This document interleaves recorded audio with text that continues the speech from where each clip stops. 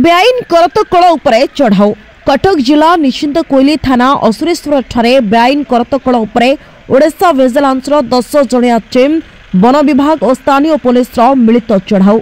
चढ़ाऊ अनेक मूल्यवान विपुल परिमाणर काठ और लक्षाधिक टंकार काठ चिरिबा पई आवश्यक बेआईन यंत्रपाति जबत बेआईन करतकलर मालिक को अटक रखी पुलिस और विजिलेंस अधिक तदंत जारी रखिछि। सूचना योग्य एठारे एभली बारंबार बेआईन करतकल रास्ता कड़े लुचा छपारे चालू रही करतकल उपरे अतीतरे बारंबार चढ़ाऊ होइतबा मध्य किछि दिन अंतर ही पुनः यही बेआईन करतकल चालू रही तेज देखा बाकी रहा चढ़ाऊ उपरे एठारे पुणी बेआईन करतकल गढ़ी उठी ना सबुदिन बंद होउछि।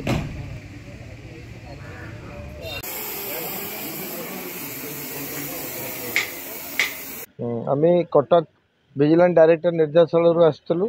आज प्रत्युषर खबर पाइलु विश्व सूत्र खबर पाइलु जे निश्चिंत कोइले गोटे बेआईन करतकल चलुची दीर्घ दिन है एवं विजिलेंस निर्देशालय डायरेक्टर निर्देश क्रमे एवं कटक विजिलेंस एसपी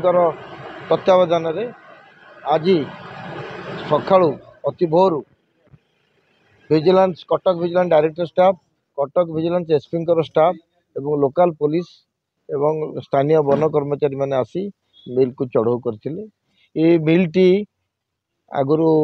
बंद थिला एबे चलाचली आरंभ कला बेआईन भाव में बारंबार कहुआ सत्वे बंद कला नहीं तेणु ताको बहुत आलिगेसन अभियोग आसला विजिलेंस डायरेक्टर को एसपी पाखु तेणु से आधार रे चढ़ाऊ है एवं देखागला बहुत मूल्यवान काठ रही आंब काठ चाकुंडा काठ एवं बेंच रही विभिन्न जंत्रपाति रही बेआईन भाव विद्युत एवं सीटीडीएफ को ये सब जिनस कागज पत्र दिज्व से पुंखानुपुंख अनुसंधान करके कोर्ट चालान करेंगे केस को एवं आसामी को अरेस्ट कर कोर्ट फरवर्ड करेंगे।